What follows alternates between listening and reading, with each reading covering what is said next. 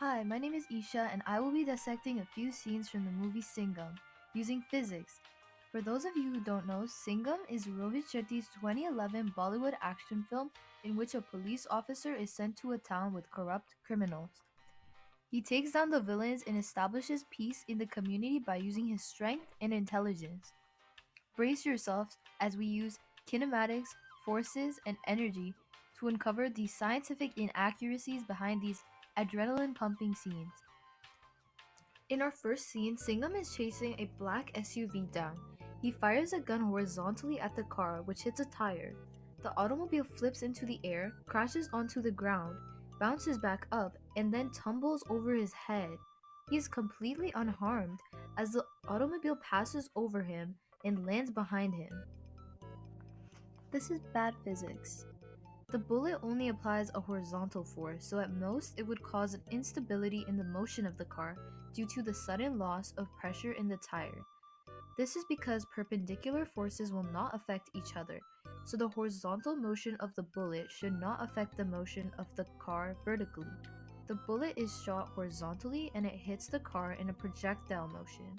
The fact that the horizontally shot bullet reaches the tar, which is at the bottom of the car, tells us that Singham and the car should be far away from each other. But if you still don't believe me, we can prove this scene is wrong using kinematics. The gun used by Singham appears to be a Glock pistol.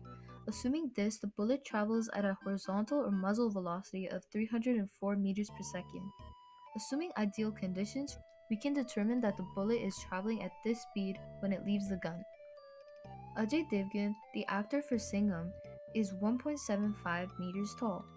He shoots it at around eye level, so we can assume that the bullet is fired at around this height as well.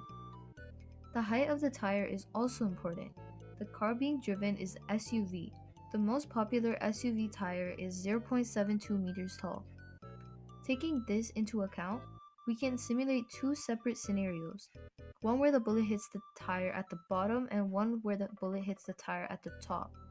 Using the information we have, we can find the range of distances he should be from the car. Using these kinematic equations and substituting known values, we get a distance of 181.9 meters. To put things into perspective, that's about the size of two American football fields, which are about 91.4 meters each. Repeating the same thing for the other scenario, we get a horizontal distance of 139.9 meters. For the bullet to reach the tire, he should be 139.9 meters to 181.9 meters away from the car. From the short distance he is from the car, it is physically incorrect for the bullet to even reach the car in the first place. We can prove this scene is incorrect by also using the law of conservation of energy. The law of conservation of energy states that energy cannot be created or destroyed. The two types of energy that are important for this scene are gravitational potential energy and kinetic energy. Gravitational potential energy is the energy stored by an object due to its position relative to the surface of the Earth. It is represented by this equation. Kinetic energy is energy possessed by moving objects. It is represented by this equation. The mechanical energy, which is the sum of potential and kinetic energy for when the bullet is fired, should be equal to the mechanical energy for when the bullet reaches the tire. Using this information, we can determine the distance the bullet should travel and compare it to how far the bullet travels in the scene. The bullet has a mass of about 0.0095 kilograms. If we recall previously, Singham is 1.75 meters tall. This will be our initial H value. The bullet only stops when it reaches the ground. 0 meters is our final H value. Plugging those values in, we get a velocity of 304.24 meters per second. Using this velocity, we can calculate the distance the bullet should have traveled. We get a distance of 181.92 meters. Now that we have our physically accurate horizontal distance, we can compare it to the distance actually traveled. There are about 10 parking spaces between Singham and the car when it is hit by the bullet. On average, a car is 1.8 meters wide, so the distance the bullet travels is a mere 18 meters. It's definitely smaller than 181.92 meters. This means this scene has bad physics. In this final scene, a man is trying to hit Singham with a knife. However, he slides under the knife for a few meters and avoids being hit. It is bad physics. It is not physically correct for him to slide that far. If we can determine how far he should slide instead, we can disprove the scene. The floor is made from concrete, and the coefficient of kinetic friction between clothing and concrete is 0.65. He slides for about 1.1 seconds.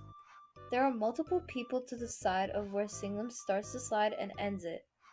There appears to be about 17 people standing shoulder to shoulder between Singham and the man trying to hit him.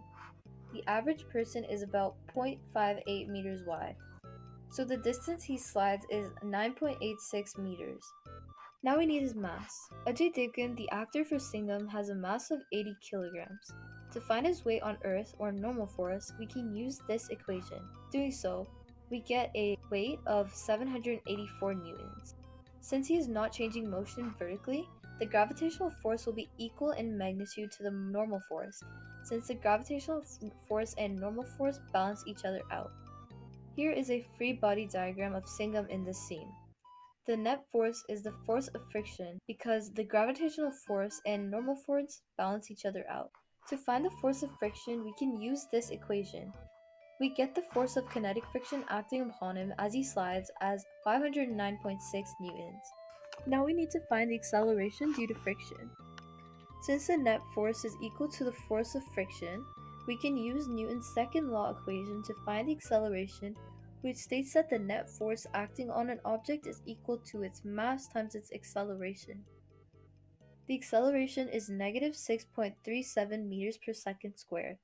It is negative because friction is opposing his motion, slowing him down. Using this kinematics equation, we get a distance of 3.5 meters.